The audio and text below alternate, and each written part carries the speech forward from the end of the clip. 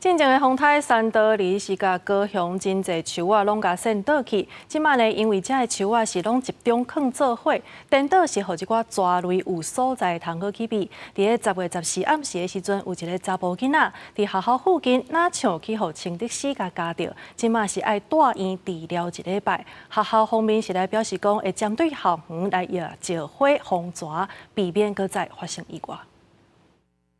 倒伫病床顶，4年仔的查甫囡仔脚镜头啊包起来，脚盘做记号。14暗时，这个查甫囡仔含厝内人去倒粪扫，煞雄雄感觉脚真疼，去互医生看，发现倒脚的镜头啊互夹2空，怀疑是去互青德司夹着伤。不过市府表示是啥物蛇也未确认，会用支持性的治疗，住院观察1礼拜。因为孩子平常对蛇他有点认识，所以他可以描述这是有可能是一条青竹虱。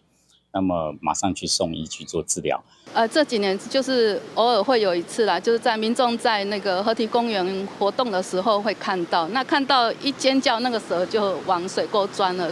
查甫囡仔因兜离学校150公尺，学校周边发现毒蛇，经野石花粉，提醒家长要加注意。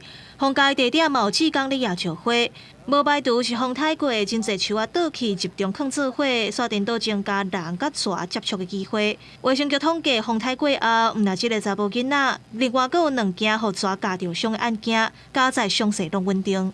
这种有些栖息在这些植被里面的这些生物，可能就会。 人可能就会被跟它碰在一起，像毒蛇的话，有可能就会被有些人可能就会被它咬到，是有那样子一个几率会发生啊。专家表示，风台过后，确实可能增加人甲蛇接触的机会。建议若真是要摒扫，就要挂较高的手笼啊，会看到皮肤的所在嘛，拢爱往起来。若阵无细枝，互夹到，这空喙嘛较浅，较无危险性。记者王周婷、明昭权高雄报道。